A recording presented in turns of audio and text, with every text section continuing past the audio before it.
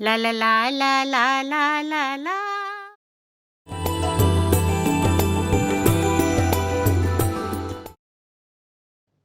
Short form के दूसरे episode में आइए सुने कहानी ऊंट पटांग। किसी जमाने में एक राजा हुआ करता था, बड़ा ही घुमक्कड़। उसके पैर में तो मानो चक्र लगे हुए हैं। अरे वो राज में कभी टिकता ही नहीं था।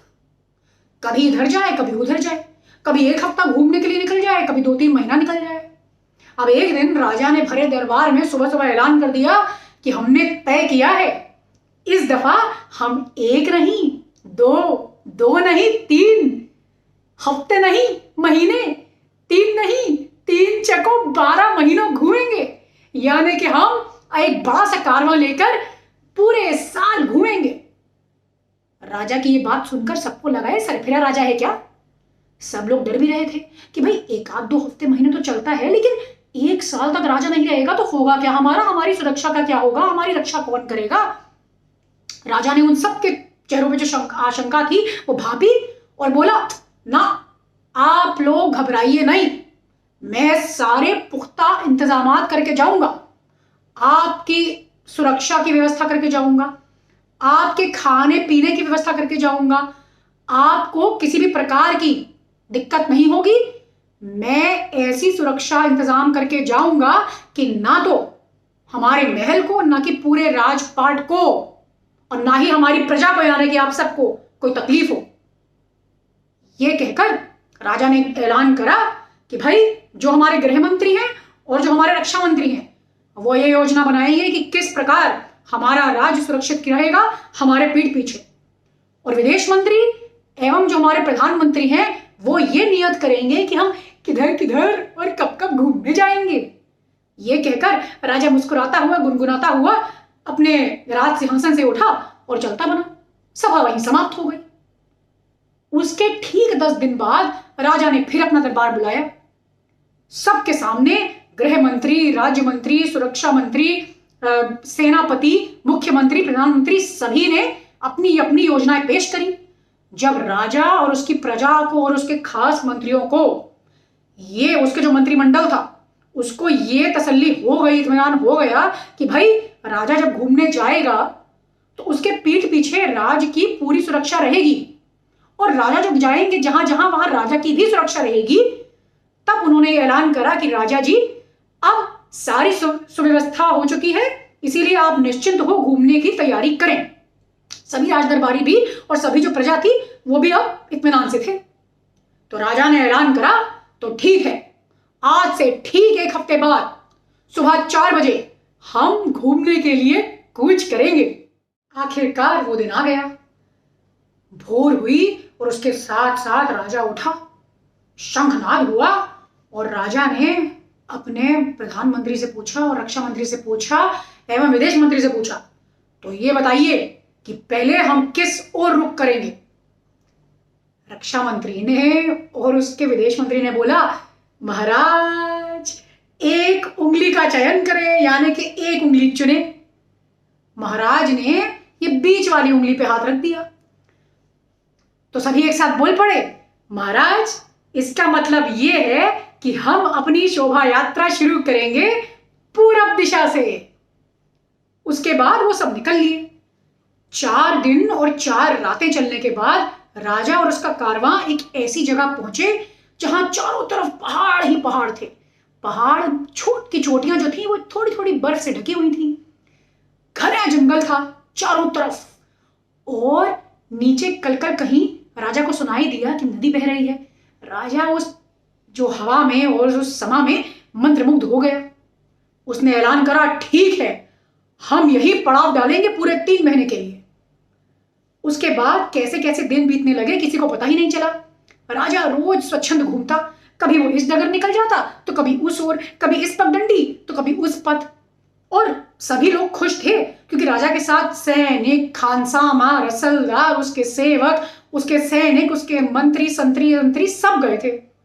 तो सब कुछ काज पाठ भी होता रहता था, वहां पे घूमना भी होता था और अच्छा अच्छा खाना भी होता था, ताजे फल, शाक, सब्जी। 3 महीने पलक झपकते ही बीत गए। तीसरा महीना खत्म होते ही अगली सुबह राजा ने बोला कि मंत्री अब बताओ, अगली दिशा कौन सी है जिस ओर हम रुख करेंगे? तो सभी मंत्रियों ने अपने हाथ ऐसे करे और बोला, महाराज एक उंगली का चयन करिए। महाराज ने पहली उंगली पर हाथ रख दिया। तो उनका जो है विदेश मंत्री बोलता है, महाराज इसका मतलब यह है कि यहां से हम ठीक उत्तर दिशा की ओर रुख करेंगे। 10 दिन और 10 रात चलने के बाद राजा और उसका कारवां पहुंचे एक बड़े से गांव में। लेकिन ताज्जुब की बात यह थी कि वो गांव पूरा का पूरा खाली था, मगर उसमें जो घर थे वो सभी अनाज से भरे हुए थे। जो उसके खेत खलिहान थे उसमें फसलें बालियां लहलहा रही थी, उसमें तरह तरह के फल इत्यादि उगे हुए थे। राजा को लगता है यहां पे कोई नहीं रहता, अरे कुदरत के करिश्मे से कम नहीं है। राजा ने ऐलान करा, ठीक है 3 महीने तक हम यही पड़ाव डालेंगे। फिर क्या था, कैसे देखते ही देखते 3 महीने निकल गए, पता ही नहीं चला। राजा कभी इस गली जाता, कभी उस ओर, कभी इस पगडंडी, कभी उस पथ, जगह जगह चीजें देखता दाखता, घूमता घामता, और अभी तक कोई भी बाशिंदा उस गांव का लौटा नहीं था।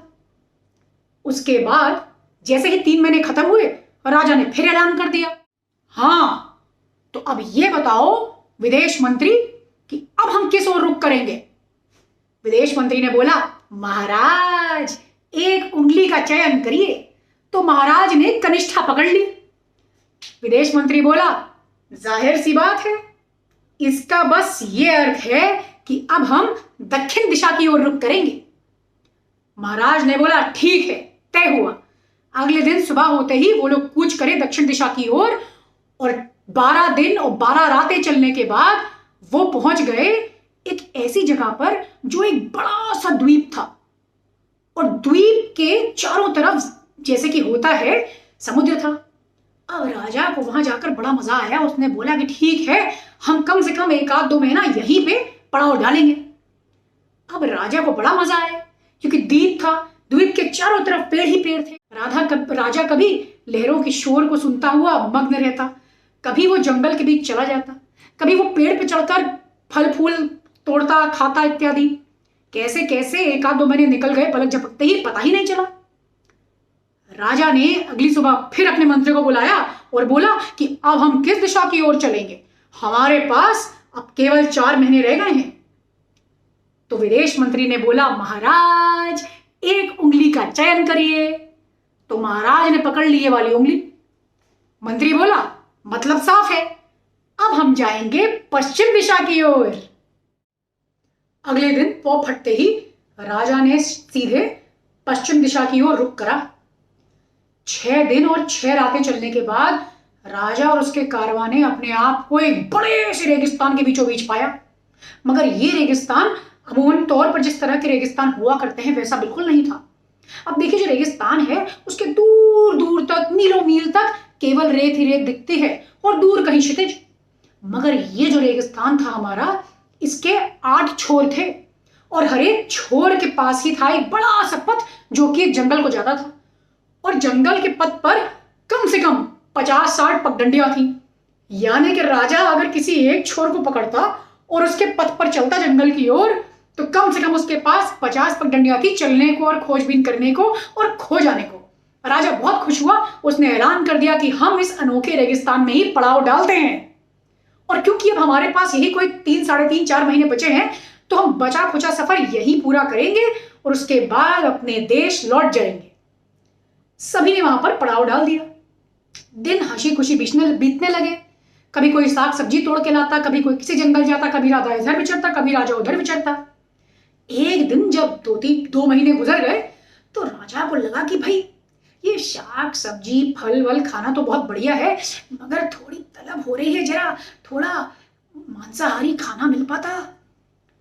तो उसने ऐलान कर दिया कि भाई सैनिकों, ऐसा करो कि जरा ढूंढो, इन्हीं पगडंडियों को ढूंढो, जरा कुछ ढूंढो कहीं पे, अगर तुम्हें कुछ मुर्गा ही मिल जाए। तो सुबह से शाम तक बड़े लोगों ने ढूंढा। कोई एक दौड़ा चला आया, उसने बोला, महाराज महाराज, हम 2-3 लोग उधर गए थे, वो फले छोर की अली पगडंडी में जो है वहां पे एक छोटा सा गांव है। गांव में महाराज मुर्गे ही मुर्गे हैं, और वो जो मुर्गे हैं महाराज, उनको हम पिछले 2 दिन से देख रहे हैं। अरे आज देखो तुम्हारा 100 मुर्गे, कल देखेंगे तो 1000 मुर्गे, यानी कि महाराज मुर्गों की भरमार है। तो महाराज जी सुनकर खुश हो गए। उन्होंने बोल दिया कि ठीक है, आज हम दावत का ऐलान करते हैं। तो उस समय फौरन बड़ी सी एक टुकड़ी जाकर उस गांव गई और खूब सारे मुर्गे पकड़ कर लाई और एक आलीशान दावत का इंतजाम हुआ। शाम को सबने खाना खाया, खुशी से नाचे गाए और फिर सो गए। ऐसे बीच बीच में राजा को शाक सब्जी खाने के बाद, थोड़ा फल वल खाने के बाद मन करता था कि भाई चलो आज थोड़ा जश्न हुआ जाए। तो फिर वो अपनी एक टुकड़ी को भेज देते थे मुर्गों के जो गांव था वहां पर, और बोलते थे कि भाई मुर्गे पकड़ के ले आओ। अब एक ऐसे ही दिन जब राजा ने ऐलान करा कि भाई आज हम सबकी शान में दावत देंगे, क्योंकि अब ठीक 1 महीने बचे हैं और 1 महीने बाद हम लोग अपने राज वापस लौट जाएंगे। तो हुआ यूं कि एक टुकड़ी फिर से वो मुर्गों के गांव दौड़ी, मगर वो हैरान परेशान लौटी। बोली, महाराज हम तो ये बस देख के दंग रह गए कि कैसे देखते ही देखते अभी अभी कल ही तो इतने सारे मुर्गे थे वहां पे, मगर देखते ही देखते आज सिर्फ 2 मुर्गे बचे हैं। महाराज हम तो उन्हीं को अंटी में दबा कर ले आए हैं। महाराज ने बोला, अच्छा कोई बात नहीं, आज हम इसी से काम चलाएंगे, दावत की तैयारी शुरू करी जाए। अब क्या हुआ कि जो खानसामा था वो अपने साथ अपनी पोटली में जो है कई सारे खास मसाले दबा कर लाया था। तो इस बार की जो दावत थी उसने उसके लिए वही पोटली निकाली और खूब मन से मसाला कूटना शुरू कर दिया, सारी तैयारी शुरू कर दी। मगर कहीं ना कहीं उसके दिमाग में था कि भाई अभी तो 1 महीना बाकी है और मुर्गे के गांव जो है वहां पे सभी मुर्गे अब गायब हो चुके हैं सिवाय इन 2 मुर्गों के। अब भाई इसका क्या भरोसा कि कल मुर्गे मिले ना मिले, भाई कल हो ना हो। इसलिए उसके मन में आ गई लालच। अब किसी तरह तो बहुत देर तक बेचारे खानसामे ने, रसलदार ने अपनी लालच पर काबू पाया और उसने तैयारी कर दी बढ़िया सा मुर्ग मुसल्लम बनाने की। मगर जैसे जैसे वो शोरबा बनता जाए उसकी नाक में जो है वो खुशबू जाती जाए, और जैसे जैसे उसकी नाक में वो खुशबू जाती जाए वैसे वैसे उसकी लार टपकती जाए। किसी तरह तो उसने अपने आप पर काबू रखा हुआ था, मगर लालच बुरी बला है। कभी लालच उस पर हावी तो कभी वो लालच पर हावी, कभी लालच फिर उस पर हावी और कभी फिर वो लालच पे हावी। करते करते जैसे तैसे आखिरकार वो इंसान ही था, लालच के सामने उसने घुटने टेक दिए और इधर उधर देखकर चुपचाप डेगची में जो है एक चमची डालकर एक अच्छी सी मोटी कब्दू मुर्गे की टांग निकाली और कप कप कप कप खा गया। उसके बाद क्या हुआ कि खाना परोसा गया। अब जब खाना परोसा गया तो एक छोटे से मर्तबान में वो राजा जी के लिए खास बनी हुई मुर्ग मुसल्लम की जो मर्तबान था वो ले गया। अब राजा उस दिन कुछ खासी अच्छे मूड में था, तो जैसे ही जो रसोइया था वो राजा को परोसने जा रहा था, राजा ने बोला, रुक जाइए, पहले हमारे विदेश मंत्री को एक मुर्गे की टांग दीजिए, परोसिए। अरे नौश फरमाइए। उसके बाद उन्होंने बोला, अरे भाई अब हमारे रक्षा मंत्री को दीजिए। अरे नौश फरमाइए। अब राजा ने बोला कि भाई खानसामा, अब जो बची हुई 2 टांगे हैं वो हमें परोस दीजिए। खानसामा को काटो तो खून नहीं, क्योंकि भैया मुर्गा जो मुर्गे थे उनकी थी तो 4 टांगे कुल मिला के, मगर अब तो बची थी 3 टांग। रसोइये ने 1 टांग तो परोसी, थोड़ा शोरबा भी परोसा। उसके बाद राजा ने बोला, करिए, सब लोग इंतजार कर रहे हैं। अरे मुर्गे की 1 और टांग हमें परोसिए। अब रसोइया को काटो तो खून नहीं, वो कड़छी लेके लगा हुआ है उस पर गोते खाने में। कड़छी गोते खा रही है, डेगची में गोते खा रही है, मगर मुर्गे की टांग है कि मिल्क दे नहीं रही है।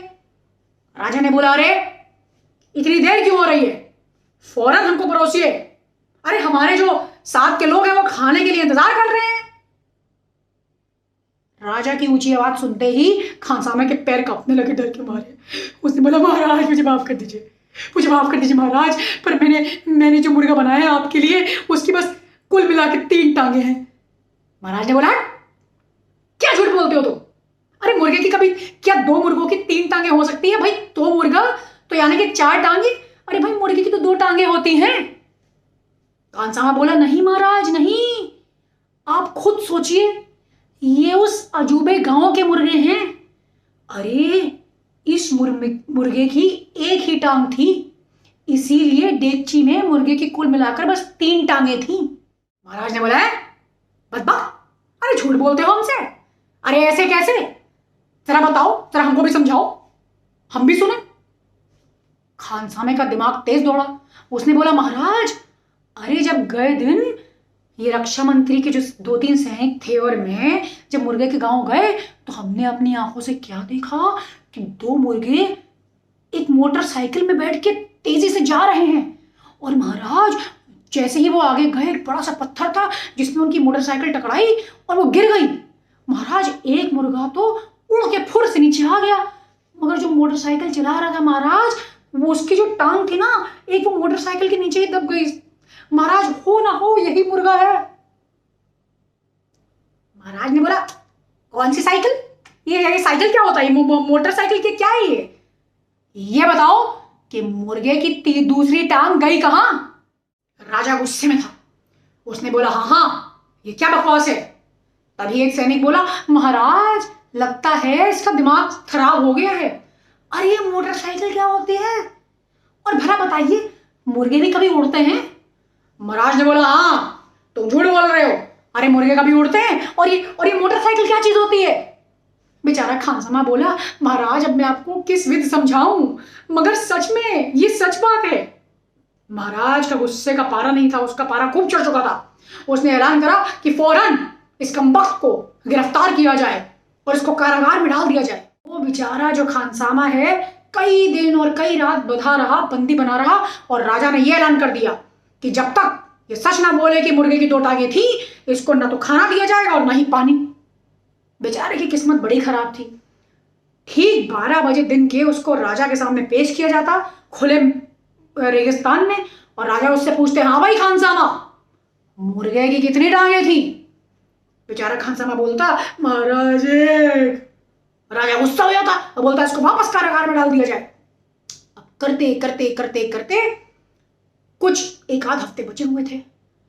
राजा ने उसको फिर एक बार बुलाया। दिन के 12 बज गए थे, सूरज ठीक ऊपर सर पर था।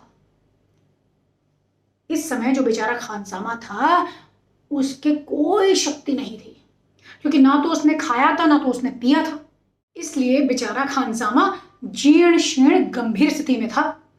वो राजा के सामने बेड़ी में कसा हुआ ऐसे झुका हुआ टूटा फूटा हुआ पहुंचा।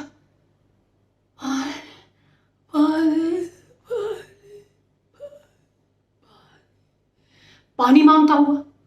राजा ने उससे बोला सीधे खड़े हो। 2-3 सैनिकों ने उसको सीधे खड़ी करने की चेष्टा करी, मगर खड़ा ना कर पाए। राजा ने बोला तुम्हें आखिरी बार पूछ रहा हूं, ठीक 1 हफ्ते बाद हम लौट रहे हैं, अगर तुमने सच नहीं बताया तो मैं आज यहीं इसी समय सबके सामने तुम्हारा सर कलम कर दूंगा, और अगर तुमने सच बता दिया तो तुम्हें खाना पानी और साथ ही औषधि दी जाएगी, जिससे कि तुम ठीक 1 हफ्ते बाद बिल्कुल चुस्त दुरुस्त होकर हमारे साथ अपने घर यानी कि हमारे राज वापस लौट जाओगे। अब तुम्हारी मर्जी है, ये सब तुम्हारे हाथ में है कि आगे क्या होता है। राजा ने उससे पूछा तो फिर बताओ मुर्गे की कितनी टांगे थी। अब यहां तो राजा ने चिल्ला दिया और पूछ दिया ऊंची आवाज में, और वहां बेचारा जो खानसामा था वो तो बस अब गिरे धराशायी हो और तब धराशायी हो। राजा ने बोला बताओ मुर्गे की कितनी टांगे थी। खानसामा बोला राजा 2। राजा ने यह सुना कि वो खुश हो गया। उसने बोला खानसामे को छोड़ दिया जाए, इसने आखिरकार सच बोल दिया। खानसामा अगर तू पहले ही सच बोल देता तो मैं क्यों तुझे ऐसे सजा देता। चलो भाई, अरे वैदराज इसको औषधि दीजिए, अरे भाई इसके लिए पानी लाओ, इसके लिए खाना लाओ। देखते ही देखते 1 हफ्ता बीता। खानसामा एक बार फिर स्वस्थ हो गया, वो खाना पीना और दवाई खाकर और कैद से छूटकर, और सभी राजा समेत अपने राज वापस चले आए। तो ये थी हमारी आज की ऊट पटांग कहानी।